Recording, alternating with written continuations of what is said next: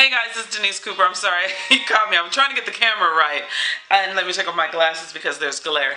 This is April, and this is my 50-year coming out party. Yes, I am 50 years old this month. This beautiful April month. I am telling you guys, this is probably one of the best years I've had in my life so far, and we are only on April. This is, today basically what this is April on time finally. I have the book page. Now I showed this to you guys a little bit earlier, but I hadn't read it at the time, hadn't really gone through it. So today I'll be showing you what I've read so far, or basically what I'm planning on getting at that huge library sale that I have going on April 26th on Sunday, where it's $15 and you get to stack as many books as you possibly can in a box. And I'm planning on getting 3 boxes. That's only $45 compared to what I've spent in January, February, and March, and April. I spent way too much money on books. I did tally everything up. I keep my receipts, and then I also look at my bank statement and see what I'm swiping, and the orders, of course, on thriftbooks.com. I haven't ordered anything yet from Book Outlet. I put some things in savings, the wish list or what have you, but then I took them off. And then, of course, also my Amazon orders. So a lot of purchasing went on this month, and it's only the 4th month of the year.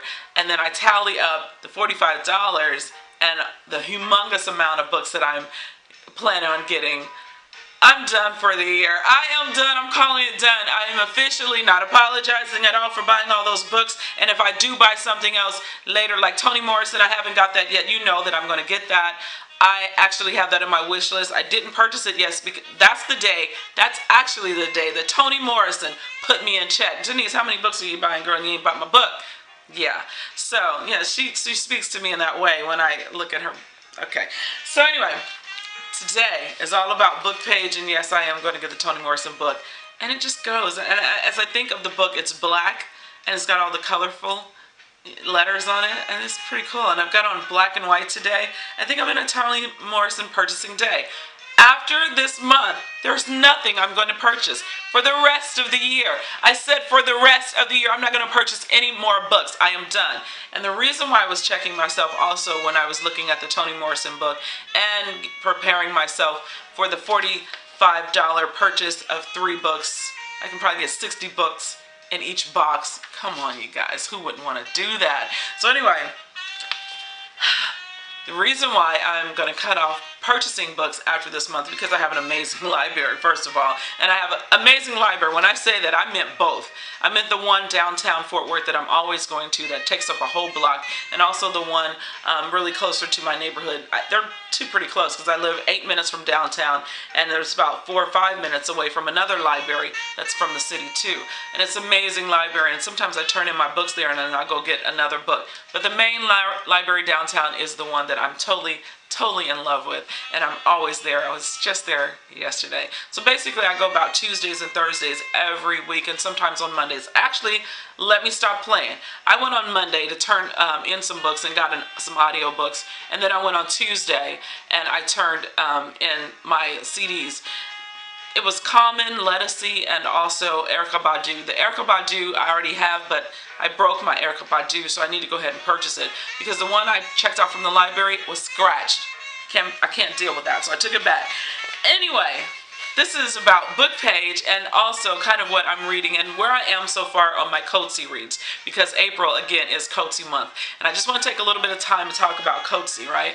I am still reading. I'm reading pretty slowly for what I'm supposed to be reading. I should have been done with the cozy books. They're pretty short, and I wanted to take just the first 2 weeks of April to finish the cozy books, right? Because there's like 4 of them, and then I added The Age of Iron, which is 5 cozy books this month. I'm only on my 2nd cozy book, you guys, and it's already the 3rd week of April. However, I totally loved Waiting for the Barbarians, and it ended. 180 pages, and it ended. And I did liken that to the Orenda because of the Salvages and the Barbarians and the whole way it's kind of told.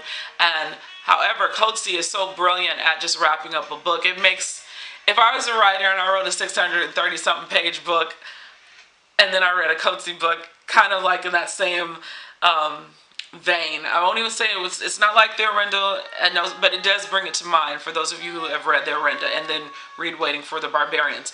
But if I was that writer, I'd be like, oh my gosh, this man is brilliant at wrapping up just a story. Poignant, perfection, very beautiful lines in it, and then it gets a little gritty. I mean, Coetzee is just, he's one of my favorites, I'm not going to lie. And I love reading his books, and I love reading an author that you can just constantly read them in order that they wrote them, chronological order, and see the progression of their writing styles. And you think you kind of know something about them or got them down a little bit. Yeah, I'm wrong about that with Coetzee. I am seeing, I wouldn't even say a progression, because I've read some books that have been written after the ones that I'm reading now. And I'm thinking, some of these books, I don't know how he does it. Truthfully, I don't see his growth in a way that you would think, oh, these earlier books are not going to be as good as the later books. I'm almost thinking the opposite. Yet, and then how can you? Because Disgrace and the Waiting for the Barbarians, Foe, Diary of a Bad Year. What else did I read by Coetzee? I read Disgrace, I read Foe, Diary of a Bad Year, I read Waiting for the Barbarians, now Life and Times of Michael K.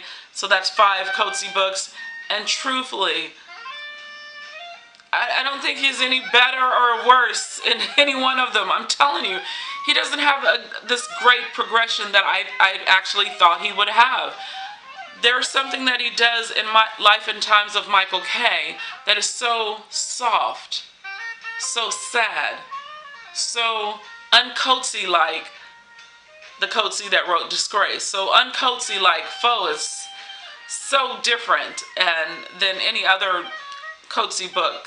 And that was my first introduction to him. And then Diary of a Bad Year, a bad band, whatever I just said. Anyway, that's the Coetzee that I just totally fell in love with. Totally fell in love with it.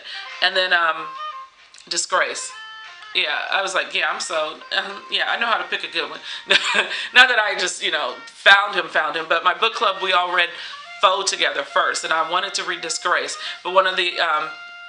Walt, who was in the book club, if you guys get to see the video where I was down on Magnolia and I met up with friends, the tall guy with the hat on and his wife that we met up on the street with, that's Walt, and his good looking self. He's the one who wanted us to read Foe, and he said he had read Disgrace like in college or whatever, and I told him, I says, when I found Coetzee through all the other African writers, that's the book that I wanted to read, is Disgrace, because I read a lot about it, but didn't read the book. So now that I've read that with Camille, that's one of my favorite Coetzee books of all time. Then I read Waiting for the Barbarians. And knowing that I read the Orinda, I'm like,